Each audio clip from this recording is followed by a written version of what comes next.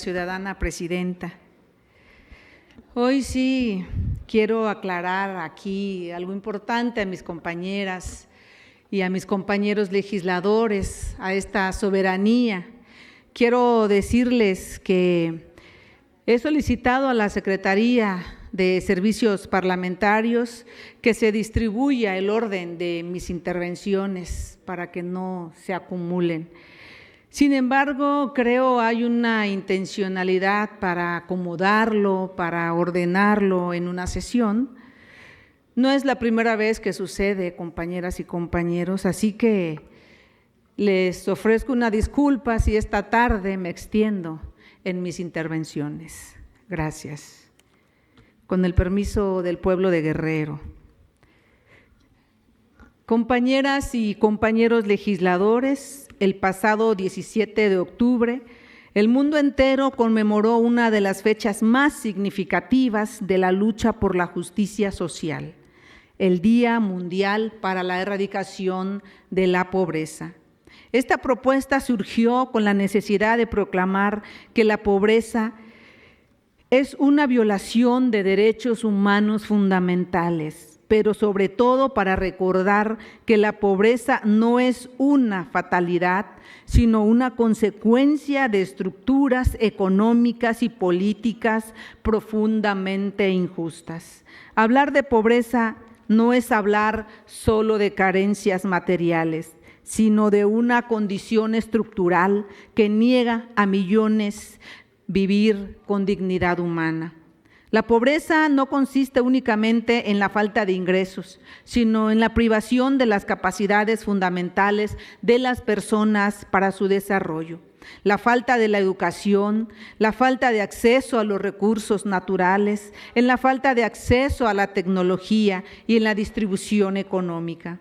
Porque riqueza siempre ha habido en el mundo, lo que no ha habido es una justa distribución de ella. Por ello, Marx señaló con certeza que la acumulación de riqueza en un polo es al mismo tiempo la acumulación de miseria en el polo opuesto, de trabajo esclavizado, de ignorancia, de brutalidad y de degradación moral. Lenin, por su parte, observó que el desarrollo del capitalismo genera la polarización creciente entre países ricos y países pobres, entre clases poseedoras y clases trabajadoras. Sostenía que esta desigualdad no se resuelve dentro del sistema capitalista, sino que se profundiza en su expansión. Las teorías económicas críticas coinciden en que la raíz de la pobreza mundial está en la mala distribución de la riqueza. Pero esta mala distribución de la riqueza no es una casualidad. Es una consecuencia directa de las políticas económicas de los gobiernos en las que ha privilegiado al capital por encima de las mayorías. Y uno de los modelos que más ha contribuido a profundizar esa desigualdad ha sido precisamente el neoliberalismo. El economista Joseph Stiglitz ha documentado cómo el conservadurismo prometió desarrollo y libertad económica, pero dejó pobreza, desempleo, desigualdad y pérdida de soberanía en las naciones subdesarrolladas. El propio Banco Mundial, que alguna vez impulsó las recetas neoliberales, reconoce hoy que más de 700 millones de personas viven en pobreza extrema, es decir, con menos de $2.5 al día o menos de 40 pesos. Y si se considera una línea más amplia de ingresos, más de 3.500 millones de personas, es decir, el 44% de la población mundial, vive con menos de $6.85 diarios, o lo que equivale a 126 pesos mexicanos. Estas cifras nos recuerdan que la riqueza global sí crece, pero mal distribuida, dejando a millones en la exclusión y en la precariedad. Y para variar, en México el modelo del conservadurismo fue instaurado durante estos gobiernos pasados del PRI, del PAN, bajo la promesa de modernización. Sin embargo, la realidad es que entre 1982 y 2018, un salario mínimo perdió más del 70% de su poder adquisitivo.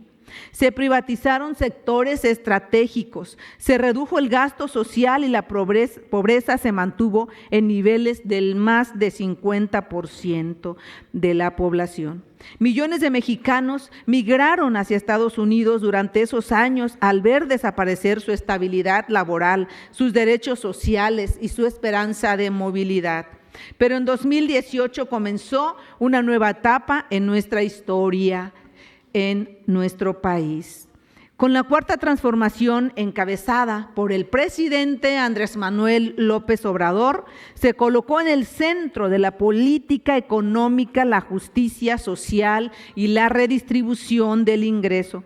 Por primera vez en décadas, el presupuesto público dejó de orientarse a los más ricos y se destinó a los más pobres, a los olvidados, a los de siempre. Se aumentó el salario como nunca antes en la historia, rompiendo el mito neoliberal de que si esto se hacía, aumentaría al mismo tiempo la inflación.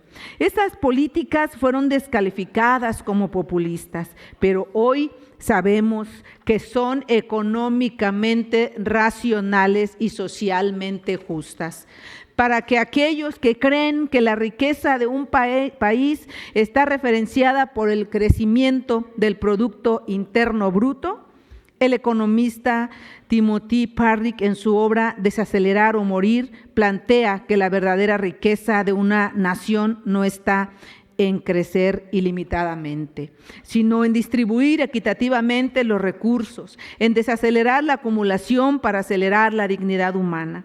Esa fue la política económica implementada en el sexenio de Andrés Manuel López Obrador, y que esta política es la política económica que implementa este sexenio que encabeza nuestra presidenta de la República, la doctora Claudia Sheinbaum Pardo.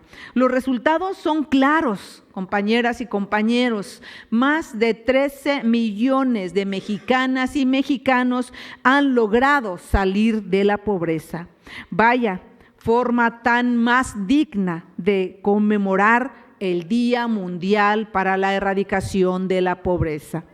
Ese es el fruto de una política que entiende que la economía no como un fin, sino como un medio para la justicia social. Compañeras y compañeros, hablar hoy de la erradicación de la pobreza es hablar del derecho a vivir con dignidad, a tener un techo, el pan, educación y esperanza.